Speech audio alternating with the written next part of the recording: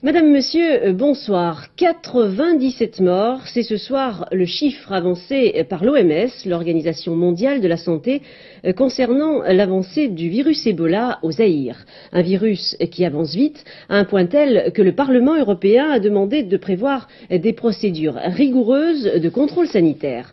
Un ancien médecin militaire, Gilbert Raffier, qui habite actuellement à Cabriès, dans les Bouches-du-Rhône, nous a livré un témoignage. Il y a près de 10 ans, en 1976, il travaillait au Zaïre.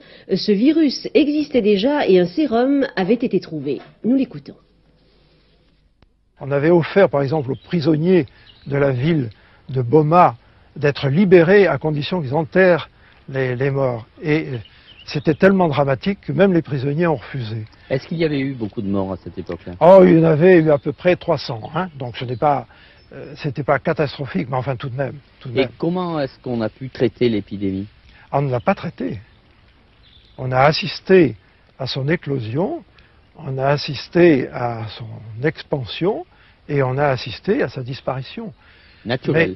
Naturelle. Et en 1976, des médecins et des chercheurs français et belges ont réalisé un sérum. Il a été testé sur un chercheur à Salisbury en Angleterre, qui avait été contaminé par un tube qu'il avait cassé, et on a remarqué qu'il commençait à développer la maladie. On lui a injecté du sérum et il a été sauvé. C'est le seul cas que je connaisse, mais il y en a peut-être probablement d'autres, et actuellement on devrait pouvoir s'en servir. I keep harping on the US's involvement in the current growing Ebola outbreak, but it's not because I'm a conspiracy theorist, I swear. It's because all these crazy stories keep coming out about how the US has handled the virus over the years. Like, for instance, how the US actually has a patent on Ebola.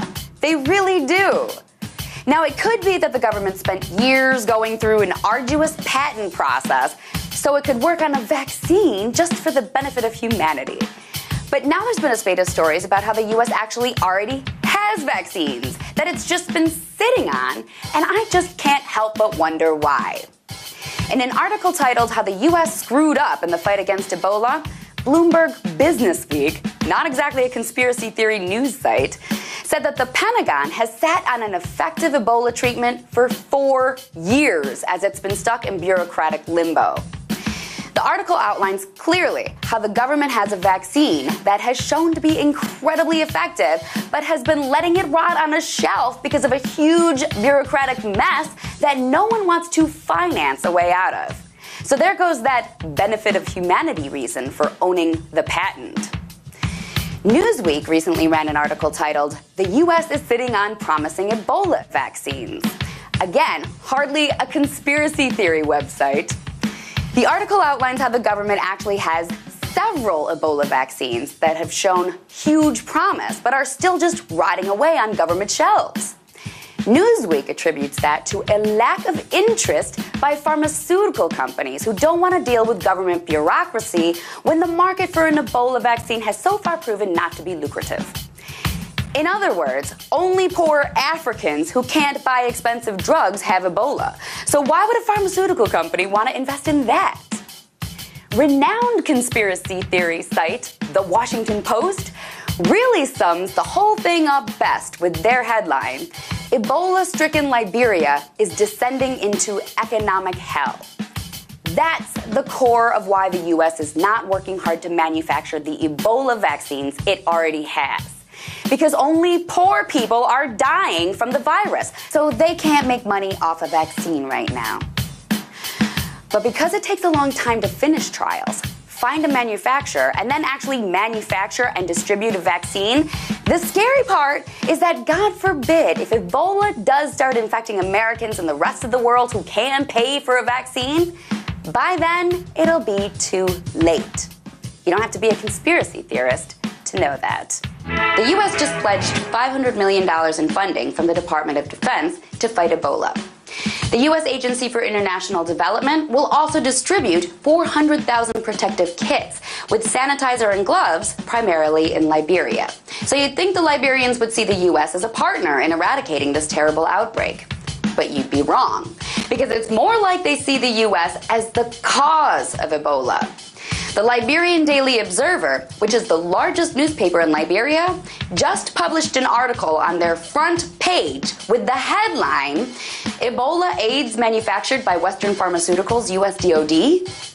The article basically accuses the US of manufacturing this Ebola outbreak in what they call an American military medical industry scheme to use Africa as a testing ground for bioweapons.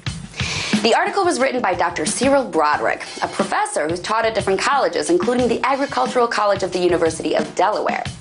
In the article, he urges African leaders to not let their people be Western guinea pigs. He accuses the Centers for Disease Control and Prevention, Tulane University, the U.S. Army, and others as all being connected to this bioweapons testing plot. Broderick cites reports from the 1970s, along with the 1994 science fiction book, The Hot Zone, as evidence that this Ebola outbreak is just an American test for a way to attack Russia.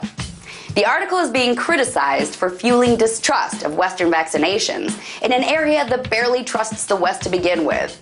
But really, can you blame anyone for distrusting the U.S.'s medical intentions at this point? It wasn't too long ago that the CIA administered hepatitis vaccines in Pakistan as an excuse to collect DNA in their hunt for bin Laden. Partly as a result of that, Pakistan is now the only country where polio is on the rise, thanks to them being wary of any vaccine.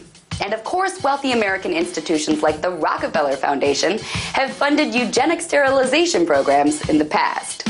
With such a history, the U.S. is not just distrusted in Liberia.